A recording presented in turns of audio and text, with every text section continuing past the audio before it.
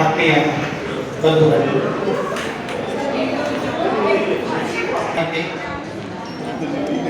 ಈ ಕಾರ್ಯಕ್ರಮದ ಕೊನೆಯ ಅಂತ ನನ್ನ ಮಾತು. ಇದಾದ ಮೇಲೆ ಊಟ. ಅದು ನಾನು ಕೆಲವೇ ಗಂಟೆಗಳ ಮುಂಚೆ ದೇಶಕ್ಕೆ ಬಂದೆ. ಜೆಟ್ ಲ್ಯಾಗ್ ಇನ್ನೂ ಬಹಳ ದೊಡ್ಡ ಮಟ್ಟದಲ್ಲಿ ಹೊಡಿತಾ ಇದೆ. ಆದರೂ ಈ ಡೇಟನ್ನ ಫಿಕ್ಸ್ ಮಾಡಿ ಇವತ್ತಿಗೆ ಬಂದಿರಿ. ಸಂತೋಷ ಆಗಿದೆ. ನಾನಿವತ್ತು ಯಾವುದರ ಕುರಿತು ಮಾತನಾಡಬೇಕು ಅನ್ನೋದು ನನಗೂ ಗೊಂದಲವಿದೆ. ಯಾಕೆಂದ್ರೆ ಅನೇಕ ಅಂಶಗಳು ಸುತ್ತಕೊಂಡಿದೆ ನನ್ನ ಇರುವಿಕೆಯ ಸುತ್ತ. ಅದೆಲ್ಲವನ್ನು ಸೇರಿಸಿ ಅದು ಮಹಿಳಾ ದಿನಾಚರಣೆ ಆಗಿರ್ಬೋದು, ಸತ್ಯವತಿ ಆಗಿರ್ಬೋದು, ಪುಸ್ತಕದ ವಿಷಯ ಆಗಿರ್ಬೋದು, ಅಥವಾ ಯಾವುದೇ ಈ ಪುಸ್ತಕದ ಹೆಸರನ್ನ ಕೊಟ್ಟದ್ದು ನಾನೇ, ಇದರ ಮುನ್ನುಡಿ ನಂದೆ, ಇದರ ಎಡಿಟಿಂಗ್ ನಂದೆ, ಇದರ ಪ್ರಕಾಶನಗಳು ನಂದೆ. ಆದರೆ ಒಳಗಿನ ತಿರುಳು ಸತ್ಯವತಿ. ನೀವೇನಾದ್ರೂ ಹೊಗಳೋದಾದ್ರೆ ಅವ್ರು ಹೋಗಿ, ಇದರಲ್ಲಿ ಏನಾದ್ರು ತಪ್ಪಿದ್ರೆ ನನಗೆ.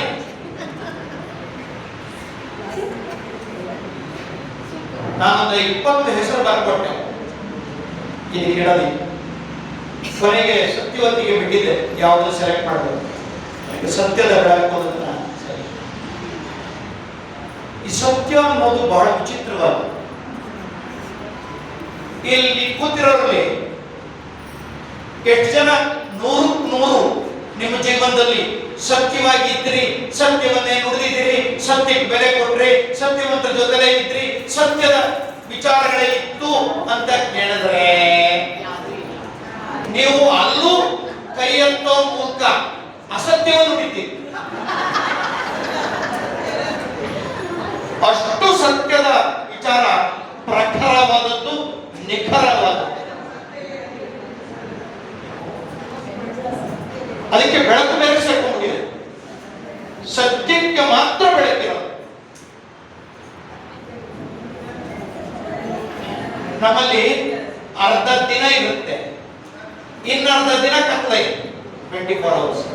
ಇದು ಭೂಮಂಡಲದಲ್ಲಿ ಎಲ್ಲೂ ಹೋದ್ರು ಹೀಗೆ.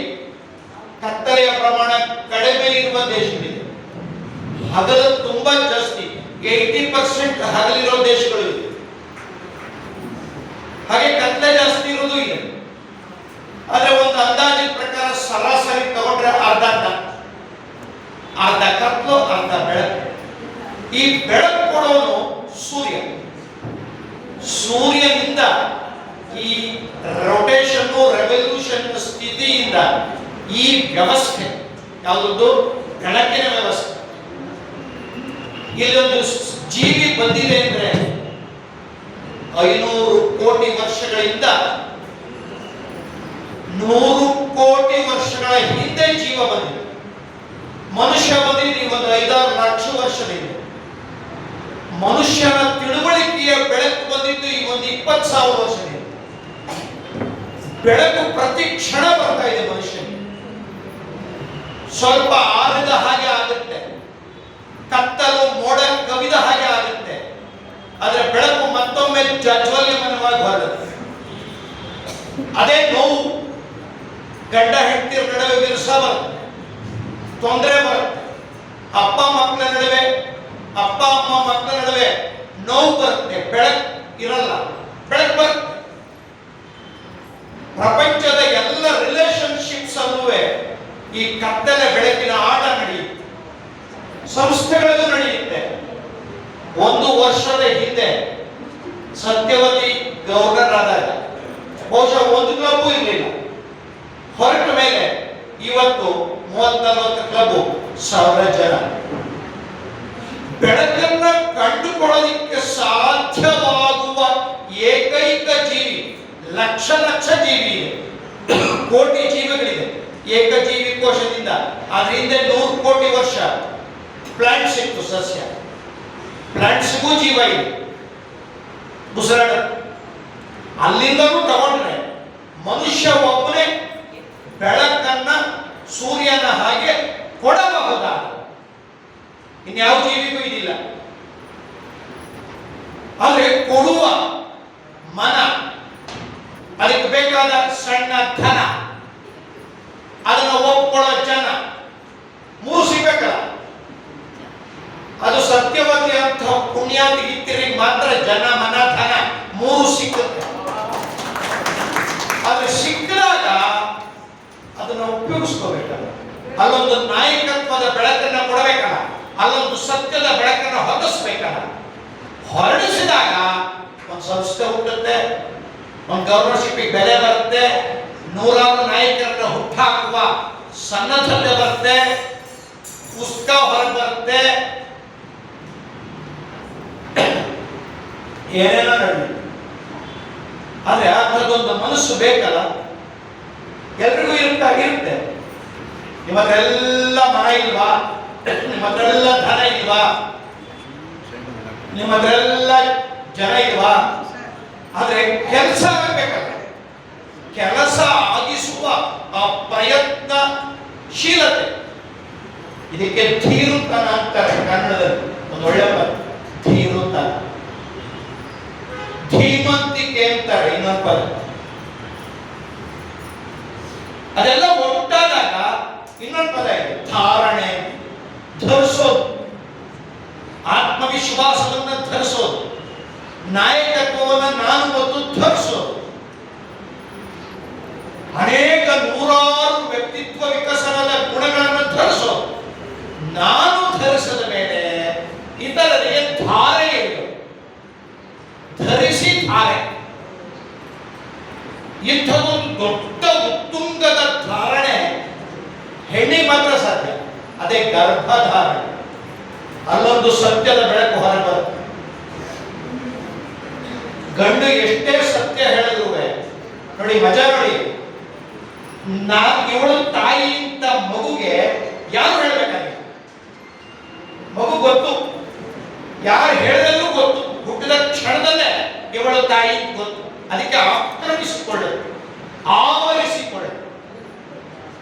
ತಾಯಿ ಸತ್ಯ. ಚೆನ್ನಾಗಿದೆ, ಕೇಳಿಸ್ಕೊಳ್ಳಿ. ತಾಯಿ ಸತ್ಯ. ಆದ್ರೆ ಈ ತಂದೆ ಇದನ್ನಲ್ಲ, ಅದು ಸತ್ಯನೇ. ಆದ್ರೆ ಆ ಸತ್ಯದ ಬೆಳಕನ್ನ ಹೇಳಬೇಕಾದವಳು ಮೂಲ ಸತ್ಯ ಹೇಳು. ಇವನೇ ಅಪ್ಪ ಅಂತ ಹೇಳ್ತಾರೆ. ಕರಿ ಅಪ್ಪ ಅಪ್ಪ ಅಪ್ಪ ಅಮ್ಮ ಹೇಳ್ಕೊಡೋದು. ಸೊ ಅಪ್ಪನಿಗೆ ಅಪ್ಪ ತತ್ವ ಬರೋದು ಅಮ್ಮ ತತ್ವದಿಂದ.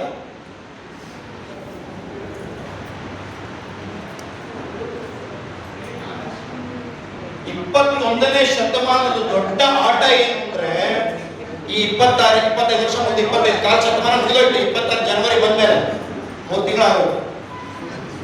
ಈ 25 ವರ್ಷದ ಪ್ರಪಂಚದ 5,000 ವರ್ಷಗಳ ಇತಿಹಾಸವನ್ನ ಅಷ್ಟೇ, ಅದ್ರ ಹಿಂದೋದ್ರೆಗೆ ಏನೂ ಇಲ್ಲ ಹೆಚ್ಚು ಆಟ. 5,000 ವರ್ಷಗಳಲ್ಲಿ ನನ್ನ ಪ್ರಕಾರ ಈ 25 ವರ್ಷ ಬಹಳ ಮುಖ್ಯ. ಯಾಕೆಂದ್ರೆ ಈ ಜೀವಮಾನದ ಈ ವಿಶ್ವದ ಈ ಬೆಳಕಿನಲ್ಲಿ ದೊಡ್ಡ ಇನ್ನೊಂದು ಅರ್ಥವೇ ಆಗಿದ್ದು ಹೆಣ್ಣು. ಹೆಣ್ಣು ಪೂರ್ಣ ಪ್ರಮಾಣದಲ್ಲಿ ವಿಕಸನವೇಗೊಂಡಿದೆ, ಅವಕಾಶವೇ ಇಲ್ಲ. ಧಾರಯತಿ ಇತಿ ಅದಿತ್ತು, ಆದ್ರೆ ಅವಳು ಒಪ್ಪಿಸ್ಕೊಂಡಿದ್ದು. ಆದ್ರೆ ಜನ ಒಪ್ಪೋ ರೀತಿಯಲ್ಲಿ ಅವಕಾಶ ಕೊಟ್ಟಿಲ್ಲ. ಈ 25 ವರ್ಷದಲ್ಲಿ ಒಂದು ಅವಕಾಶ ಕೊಡೋ ಹಾಗೆ ಆಯ್ತಲ್ಲ. ಬೆಳೆದು ಬೆಳೆದು ಬೆಳೆದು ಬೆಳೆದು ಎಷ್ಟು ಬೆಳೆದಿದ್ದಾಳೆ ಅಂದ್ರೆ, ಈಗ ಗಂಡಸರು ನಾವು ನಮ್ಮ ಜಾಗ ಎಲ್ಲಿದೆ ಅಂತ ಮುಟ್ಟು ನೋಡ್ಕೊಳ್ಬೇಕ ಸ್ಥಿತಿ ಬಂದಿದೆ. ಯಾಕೆಂದ್ರೆ ನಮ್ದನ್ನೆಲ್ಲ ನೀವು ಕಸ್ಕೊತಾ ಇದ್ದೀರಲ್ಲ ಅಲ್ವೇ? ನಾವು ಬರೀತಿದ್ರಿ, ನೀವು ಬರದ್ರಿ. ನೀವು ಮಾಡಕ್ಕಾಗಲ್ಲ ಅಂತ ವಿಮಾನ ಓಡಿಸ್ತಿದ್ವಿ, ನಮಗಿಂತ ಚೆನ್ನಾಗಿ ನೀವು ಓಡಿಸ್ತೀರಿ. ಹೆಣ್ಣು ಮಕ್ಕಳು ಓಡಿಸೋ ವಿಮಾನ ಯಾವುದು ಇದುವರೆಗೆ ಅಪಘಾತಕ್ಕೀಡಾಗಿಲ್ವಂತೆ. ಯಾಕೆಂದ್ರೆ ಅವಳಿಗೆ ಮನೆ ಓಡಿಸಿ ಓಡಿಸಿ ನಡೆಸಿ ಗೊತ್ತಿತ್ತಲ್ಲ.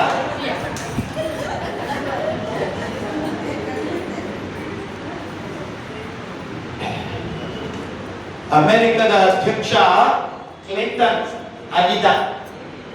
ಅವನ ಹೆಂಡತಿ ಹಿಲರಿ ಕ್ಲಿಂಟನ್ ಅಂತ. ಅವಳು ಮೊನ್ನೆ ಇವರೆಲ್ಲರಿಗೆ ಟ್ರಂಪ್ ಎದುರಿಗೆ ಮೊದಲನೇ 2 ಸಲ ಸೋತೋದು.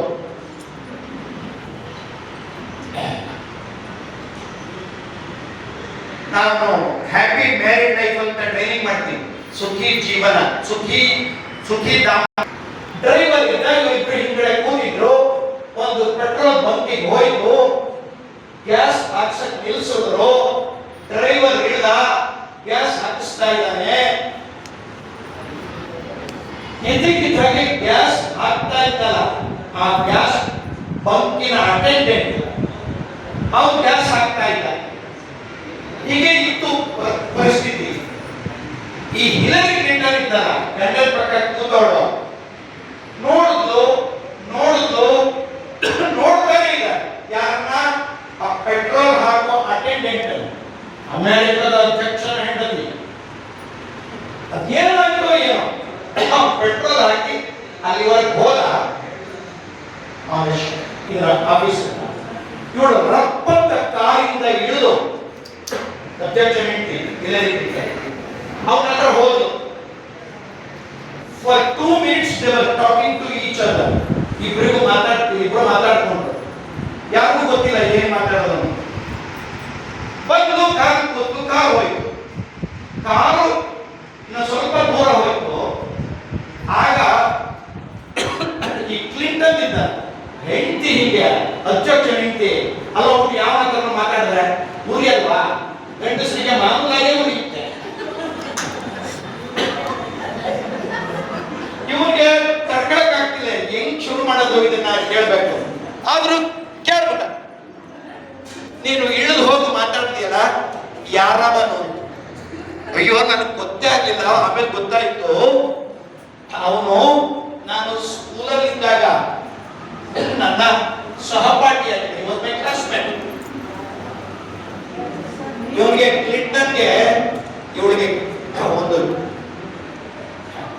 ಕರೆಂಟ್ ಕೊಡಕ್ಕೆ, ಹೆಂಡತಿಗೆ ಒಂದು ಚುಡಾಯಿಸಕ್ಕೆ ಒಳ್ಳೆ ಅವಕಾಶ ಸಿಕ್ತು ಅಂತ ಒಂದು ಮಾತು ಹೇಳಿದ. ಸದ್ಯ ದೇವರು ದೊಡ್ಡವನು, ಗಾಡ್ ಈಸ್ ಗ್ರೇಟ್. ನೀನು ಕ್ಲಾಸ್ಮೇಟ್ ಅಂತ ಅವನನ್ನೇನಾದರೂ ಮದುವೆ ಆಗಿದ್ದಿದ್ರೆ ಇವತ್ತು ಪೆಟ್ರೋಲ್ ಬಂಕ್ ಅಟೆಂಡೆಂಟಿನ ಹೆಂಡತಿ ಆಗ್ಬೇಕಾಗಿತ್ತು ನೀನು ಅಂದ. ಅದಕ್ಕೆ ಅವಳು ಸಾವರಿಸ್ಕೊಂಡು ಹೇಳಿದ್ರು, ರಪ್ಪಂತ ಛೆ ಬಿಡ್ತಾಳ ಗಂಡಿಗೆ, ಛೆ ತಪ್ಪು ತಿಳ್ಕೊಂಡಿದ್ದೀರಿ ನೀವು. ನಾನೇನಾದ್ರೂ ಅವನನ್ನು ಮದುವೆ ಆಗಿದ್ರೆ ಅವನ ಅಮೆರಿಕದ ಅಧ್ಯಕ್ಷ ಆಗ್ತಿದ್ದ. ಹೆಣ್ಣಿನ ಶಕ್ತಿ ಇದು.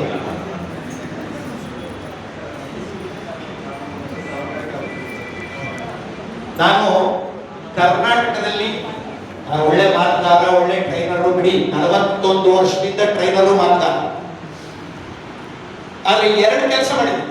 ಒಂದು, ಕರ್ನಾಟಕದ 240 ತಾಲೂಕಿಗೂ ಹೋಗಿರುವ ಏಕೈಕ ಕನ್ನಡಿಗ. 7 ಕೋಟಿ ಜನ ಯಾರು 240 ಹೋಗಿಲ್ಲ. ದೇವೇಗೌಡರು ಹೋಗಿಲ್ಲ, ಸಿದ್ದರಾಮಯ್ಯರು ಹೋಗಿಲ್ಲ, ಯಡಿಯೂರಪ್ಪರು ಹೋಗಿಲ್ಲ. ಒಂದು 4 ಬಿಟ್ಟಿರ್ಬೋದು. ನಾನು 240 ಹೋಗಿ.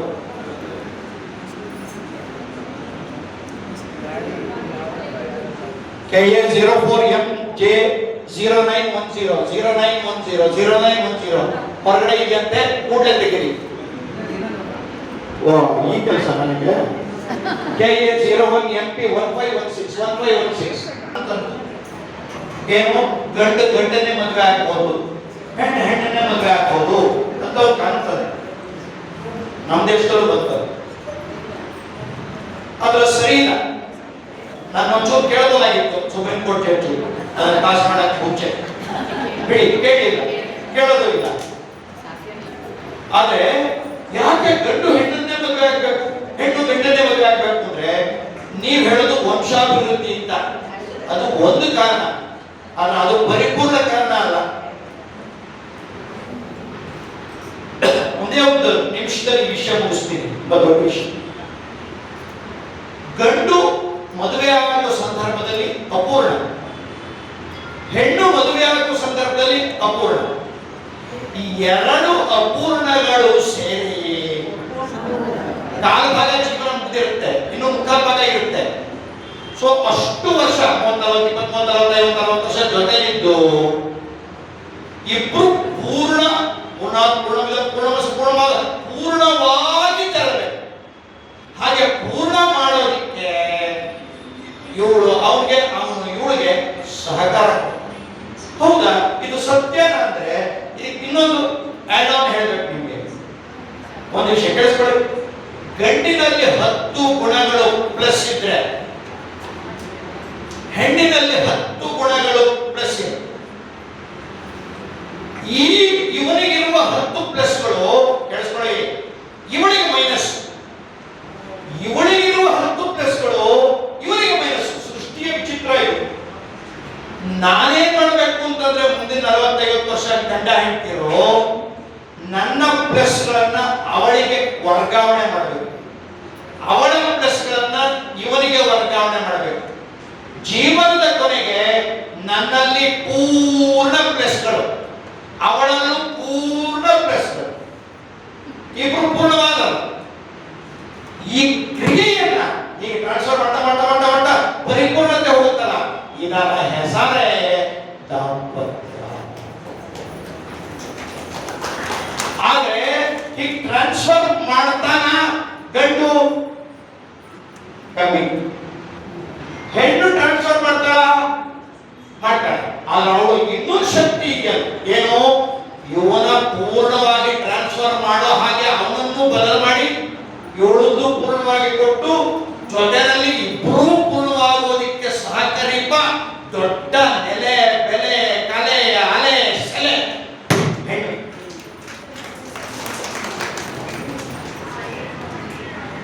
ಇನ್ನೊಂದು ಘಟನೆ ಹೇಳಿ ನನ್ನ ಆ ವಿಷಯ ಮಹಿಳಾ ದಿನಾಚರಣೆ ವಿಷಯ ಮುಗಿಸ್ಬಿಟ್ಟು.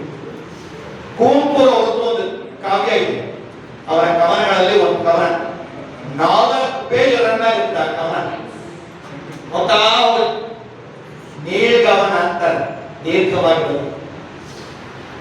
ಆ ಕವನ ಏನು ಹೇಳಲ್ಲ, ಆದ್ರೆ ಅಲ್ಲಿರೋ ವಿಚಾರ ಹೇಳೋದು ಹೆಂಗಸರಿಗೆಲ್ಲ ಸಂತೋಷ ಆಗುತ್ತೆ.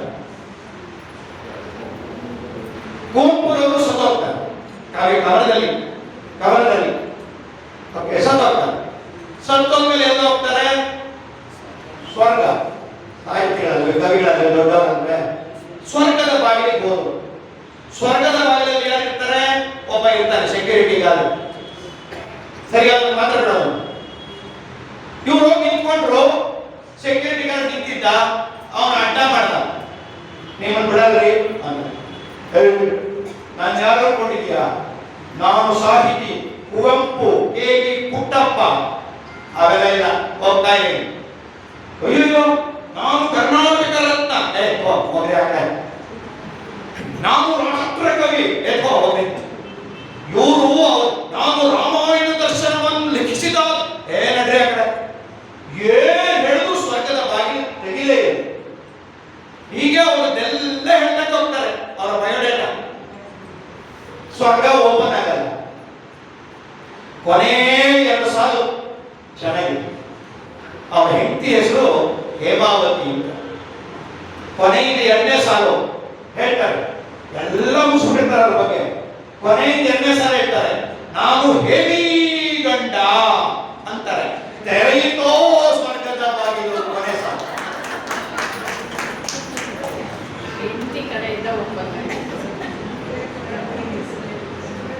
ನಾವಿಲ್ಲದೆ ನೀವಿರಬಹುದು, ಬಹುದು ನೀವಿಲ್ಲದೆ.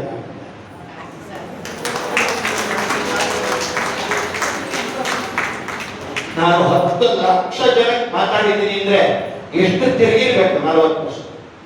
ಎಷ್ಟು ತಿರುಗಿರ್ಬೇಕು ಅಂತಂದ್ರೆ ಈ ರಾಜ್ಯ, ದೇಶ, ಪ್ರಪಂಚ, ಎಷ್ಟು ರಾತ್ರಿಗಳು ಹಗಲುಗಳು ವೆಹಿಕಲ್ ಅಲ್ಲಿ ಕೂತಿರ್ಬೇಕು, ಹೊರಗಡೆ ಊರಲ್ಲಿರ್ಬೇಕು. ಇಷ್ಟೊಂದು ಅವಕಾಶವನ್ನ ಯೌವನದ ಮದುವೆಯಾದ ಮೊದಲ ದಿನದಿಂದ ನನಗೆ ಈ ಅವಕಾಶ ಕೊಟ್ಟಲ್ಲ ನನ್ನ ಹೆಂಡತಿ. ಅವಳು ದೊಡ್ಡವಳು, ಹೇಳಿದವನು, ಮಾತಾಡಿದವನು, ಹೋದವನು ದೊಡ್ಡವನು, ಅವಳೇ ದೊಡ್ಡವಳು.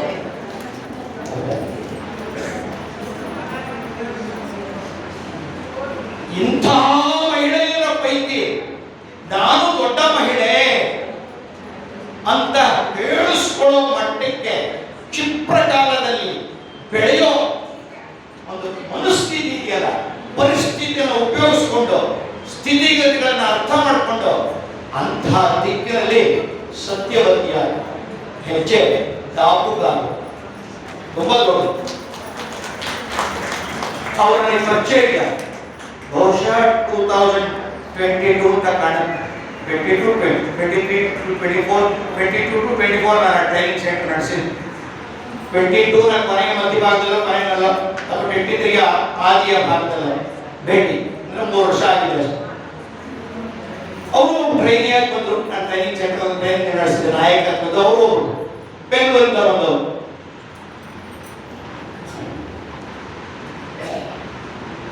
ಈಕೆಗೆ ಅಂತ ಮಾತು ಬರ್ತಿರ್ಲಿಲ್ಲ, ಆದ್ರೆ ಒಂದಿತ್ತು, ಎಲ್ಲ ಹೆಂಗಸರಿಗೂ ಇರುವಂತಹ ಒಂದು ದೊಡ್ಡ ಗುಣ, 2 ಗುಣ ಅವ್ರಿಗೆ ಯಥೇಚ್ಛವಾಗಿತ್ತು. ಒಂದು ಚಿನ್ನ ಹಾಕಳ, ಅದಕ್ಕೂ ನನಗೂ ಸಂಬಂಧ ಇಲ್ಲ ಬಿಡಿ. ಇನ್ನೊಂದು ಜೀವನೋತ್ಸಾಹ, ಖುಷಿ ಖುಷಿ, ಸಂಭ್ರಮ, ನಗು, ಯಥೇಚ್ಛ, ಅದೇ ಪರಮೋಚ್ಛ. ಹೆಣ್ಣು ನತ್ತರೂ ಇದ್ದು ಬಿಟ್ರೆ, ಖುಷಿ ಖುಷಿಯಾಗೂ ಇದ್ದು ಬಿಟ್ರೆ ಇರದೇ ಹಾಗೆ.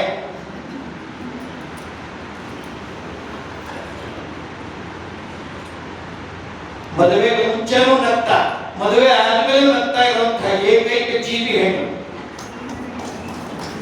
ಈ ಹೆಣ್ಣನ್ನ ಮದುವೆ ಹೆಂಗ್ ಕಂಡಿಡಿಯೋದು? ತಾಳಿ, ಕಾಲುಂಗ್ರ. ಗಂಡನ ಹೆಂಗ್ ಕಂಡಿಡಿಯೋದು? ನಾನು ಕಂಡಿಡಿದ್ದೀನಿ, ಏನೂ ಇಲ್ಲ, ಮುಖ ನೋಡಿ, ಜೋಬತ್ರಿಗೆ ಮುಖ ಇದ್ರೆ ಮುಖ ಇತ್ತು.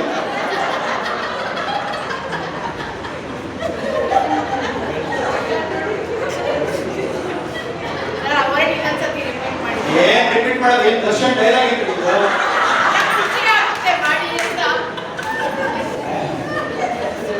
ನಿಮ್ಮ ಯಜಮಾನಿದಾರಾ? ಇಲ್ಲ,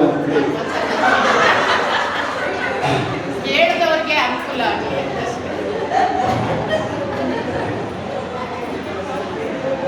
ನಗು, ಉತ್ಸಾಹ, ಅವ್ರಿಗೆ ತರಬೇತುದಾರರಾಗಬೇಕು, ಮಾತು ಕಲ್ತ್ಕೊಳ್ಬೇಕು, ನಾನು 4 ಜನಕ್ಕೆ ಮಾತಾಡೋ ಹಾಗೆ ಆಗಬೇಕು ಅನ್ನುವ ಹುಚ್ಚು ಕೆಚ್ಚು.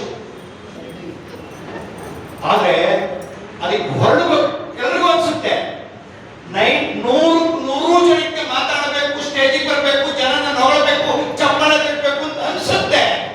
ಆದ್ರೆ ಪ್ರಯತ್ನ ಪಡೋರು 10 ಜನ, ಆದವರು ಒಬ್ಬರೇ. ಇದೇ ಮಾತುಗಾರಿಕೆಯ ಲಕ್ಷಣ.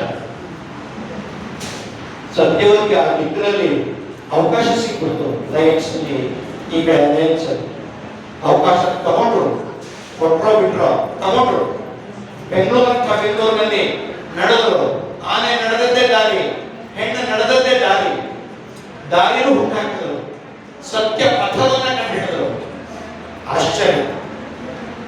ನಾನು ಟ್ರೈನಿಂಗ್ ಬಂದವ್ರಿಗೆಲ್ಲ ಹೇಳಿದ್ದೆ, ಪುಸ್ತಕ ಬರೀರಿ, ಪುಸ್ತಕ ಬರೀರಿ, ಪುಸ್ತಕ ಬರೀರಿ. ಇಲ್ಲ 3 ಜನ ಇದ್ದಾರೆ, ಎಲ್ರಿಗೂ ಹೇಳಿದ್ದೆ. ಒಂದು 220 ಜನ ಟ್ರೈನರ್ಸ್ ಬಂದವರು ಆ 2 ವರ್ಷದಲ್ಲಿ. ಎಲ್ರಿಗೂ ಹೇಳಿದ್ದೆ, ಬುಕ್ ಬರೀರಿ. ಎಲ್ರಿಗೂ ನಾಳೆ ಹೋಗ್ತದೆ, ಶುರು ಹೋಗ್ತಿದ್ದಾರೆ ಅಂತ ಎಲ್ರಿಗೂ ಹೇಳಿದ್ರು. ಆದ್ರೆ ಈ ಹೆಣ್ಣು ಈ ವಿಷಯ ಸಂಬಂಧ ಪಡುತ್ತದೆ. ಇದ್ದಿದ್ದ ಹಾಗೆ ಆವಾಹನೆ ತಗೊಂಡಿದ್ದು ನಾಯಕತ್ವದ ವ್ಯಕ್ತಿತ್ವ ವಿಕಸನ. ಆದ್ರೆ ಬದಿಯಾರ ಎಲ್ಲೆಲ್ಲ ಕೂತ್ಕೊಂಡು ಆದಾಗ ಮಾಡಿದಾಗ ಈ ವಯಸ್ಸಿನಲ್ಲಿ ಆ ಯೌವನದಲ್ಲಿದ್ದ ಆ ಕಲಿಕೆಯನ್ನ ವಾಪಸ್ ತಗೊಂಡು ಬಿಸಿಯಾಗಿರೋ ಟೈಮಲ್ಲಿ ಬರವಣಿಗೆ ಮಾಡೋದಿದೆಯಲ್ಲ, ಇದು ಸಾಹಸವಾದ ಹುಡುಗಾಟ. ಇವರು ಒಂದಷ್ಟು ಬರೋದು ಬಳಸೋದು. 1 ವರ್ಷ ಆಗಿದೆ, ನಾವು 8-9 ತಿಂಗಳಾಗಿರ್ಬೇಕು ನನಗೆ ಬಂದು. ನಾನು ತುಂಬಾ ಬಿಸಿ. ನಾನು ಎಷ್ಟೇ ಬಿಸಿ ಇದ್ರು ನಾನು ಸೋಮಾರಿದ್ದೆ. ಅಲ್ಲಿ ಇಟ್ಕೊಂಡು ಕೂತಿದ್ದೆ. ಆಮೇಲೆ ಒಂದ್ಸಲಿ ನೋಡಿದೆ, ಇದಕ್ಕೇನು ಮಾಡಕ್ ಆಗಲ್ಲ ಅಂತ ನನ್ನ ಭಾವ. ಆದ್ರೆ ಒತ್ತಡ ಹೆಚ್ಚಾಗಿ ಶುರು ಮಾಡಿದೆ. ಅದಕ್ಕೆಲ್ಲ ಸ್ವಲ್ಪ ತಿದ್ದು ತೀಡಿ ಎಲ್ಲ ಮಾಡಕ್ ಶುರು ಮಾಡಿದಾಗ ಒಳಗಿನ ಹೊಳ ಬಹಳ ಸಂತೋಷ ಆಯ್ತು. ಅದರಲ್ಲೂ ಒಂದು ಚಾಪ್ಟರ್ ಇದೆ, ನೀವೆಲ್ಲರೂ ಈ ಬುಕ್ ತಗೋಬೇಕು. ಈ ತಗೊಳ್ಳೋದ್ರ ಜೊತೆಗೆ ನಾನು ಪುಸ್ತಕ ತಗೋಬೇಕು. ಸಾಧ್ಯವಿಲ್ಲದೆ ಸಾಧ್ಯ. ಇದನ್ನ ತಗೊಂಡು ಇದ್ರ ಜೊತೆಗೆ ಇದನ್ನು ಇಟ್ಕೋಬೇಕು. ಓಕೆ, ಇದರ ವಿಸ್ತೃತ ಅಥವಾ ಇದರ ಒಳಗಿನ ನುಡಿಗಳು, ಇದಕ್ಕೆ ಮುನ್ನುಡಿಯಲ್ಲಿ ನಾನೇ ಬಂದಿದ್ದೀನಿ. ಇದರಲ್ಲಿ ಅನೇಕ ಚಾಪ್ಟರ್ಗಳಿವೆ.